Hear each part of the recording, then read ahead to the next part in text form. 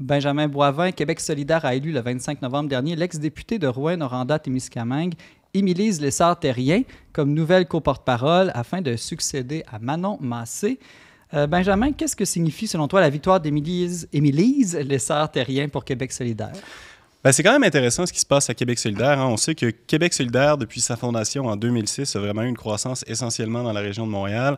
En 2018, ils ont eu la première fois vraiment une grosse étape de leur croissance avec l'élection de certains députés, notamment dans le coin de Sherbrooke, et puis évidemment d'Émilise Lessard-Terrien en Abitibi-Témiscamingue. Et à cette époque-là, ben, ça avait été quand même une surprise. Elle avait gagné par assez peu de voix.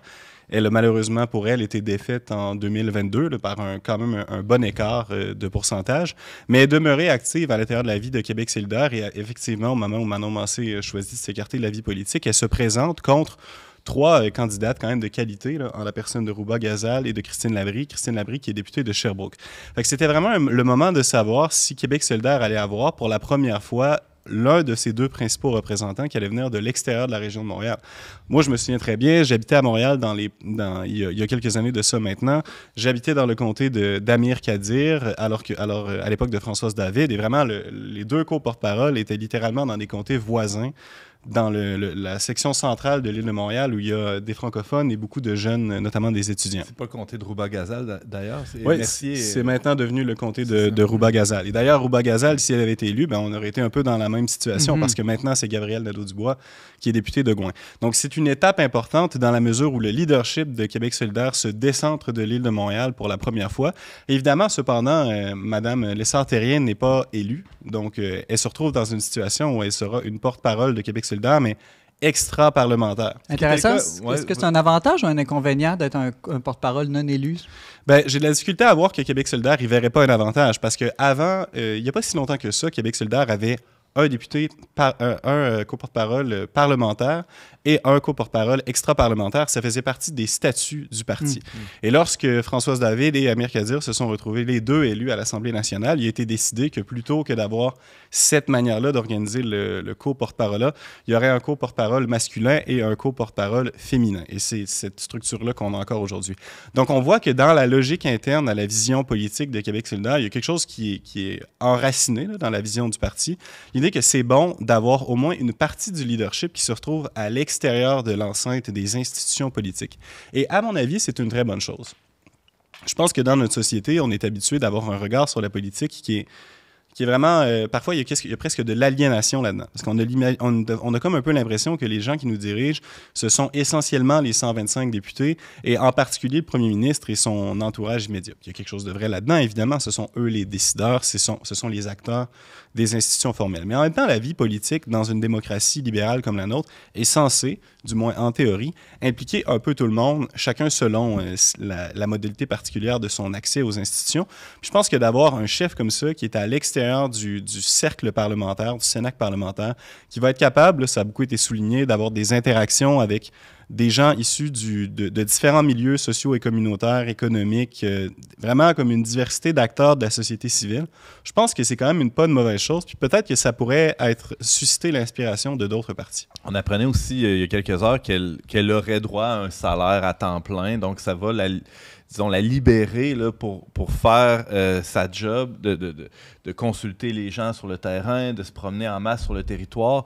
Elle va avoir les coups des franches là, pour réaliser ce mandat-là qui lui est confié. Oui, c'est absolument nécessaire. D'ailleurs, d'autres chefs, mais dans ce cas-là, on parle d'un co-porte-parole. C'est pas comme une sous-chef. Là, ouais, c'est ça, mais dans l'histoire récente du Québec, d'autres chefs qui n'avaient pas de fonction parlementaire ont également eu des salaires qui leur ont été versés par le parti politique. Sinon, c'est impossible de faire le travail sérieusement. Benjamin Boivin, Émilise Lessard-Terrien, elle vient de l'Abitibi. Qu'est-ce que ça veut dire, le fait qu'elle soit élue là, par rapport à notre rapport, disons, en ville et région, urbanité, ruralité au Québec, en politique? On a vu là, aux dernières élections, l'île de Montréal voter massivement pour le Parti libéral et Québec solidaire, et le reste du Québec élire la CAQ. Il y a vraiment une division politique en ce moment au Québec. Oui, puis je pense que Émilise Lessard-Terrien, c'est l'une des personnalités politiques qui a le discours le plus intéressant, le plus élaboré sur cette question-là de la régionalisation et de la décentralisation. Donc, on ne fera pas d'erreur. Émilie Lessard-Terrien, à l'instar des 3 autres candidates au co-porte-parole, est souverainiste. On sait que Christine Labrie était un peu plus tiède par rapport à cette question-là, Rouba Ghazal un peu plus intense. Mais la vision d'Émilie Lessard-Terrien de cette question-là est intéressante parce qu'elle fait la promotion d'un idéal d'indépendance pour le Québec, mais vraiment à partir d'une vision articulée autour des communautés locales, d'une perspective de régionalisation, de décentralisation, d'empowerment, si on peut me prêter le barbarisme, de communautés locales dans une société comme le Québec qui, depuis 50, 60 ans, est vraiment passée d'une manière étonnante d'une société profondément enracinée dans des institutions locales, des associations locales, une vie communautaire riche, à une société profondément centralisée autour des institutions centrales. Puis je pense qu'il y a une bonne impulsion chez Émilie Lessard-Terrien à ce sujet-là, qui est d'ailleurs tout à fait cohérente avec la vision de la doctrine sociale de l'Église qui favorise le principe de subsidiarité et donc, dans les institutions politiques, une décentralisation du pouvoir. Comment on peut penser ce rapport ville-région sans que ce soit simplement une guerre, une opposition? Ben, je pense que c'est assez clair qu'Émilie Lessard-Terrien n'est pas opposée à l'essor, si on veut, des bénéfices dans la ville non plus. Elle fait partie d'un parti politique dont l'essentiel de l'électorat est à Montréal et je ne crois pas qu'elle ait une vision conflictuelle. Maintenant, plus généralement, dans une communauté politique en général, il y a différentes partis et toutes les partis ont un rôle à jouer. Il n'y a aucune société politique qui n'a pas un aspect rural et un aspect urbain. Et historiquement, les sociétés politiques qui ont été saines ont eu des rapports... disons, des rapports d'enrichissement mutuel. D'entraide, d'enrichissement mutuel. Il y a des choses qui sont possibles dans la ville qui sont tout simplement pas possibles dans la ruralité. Et vice-versa avec l'agriculture, évidemment. Ouais. Bon, par exemple, l'agriculture est possible dans la ruralité, difficilement envisageable dans la ville, quoiqu'il y a certaines exceptions. L'université est plus difficile, la vie intellectuelle en région. Une concentration du savoir d'institutions économiques et culturelles qui est davantage possible en ville, mais qui bénéficie à la ruralité. Donc, je pense qu'au Québec, on a un rapport un peu conflictuel à la métropole, parce qu'après tout, il y a comme à peu près 50% de la population qui vit dans le coin de Montréal.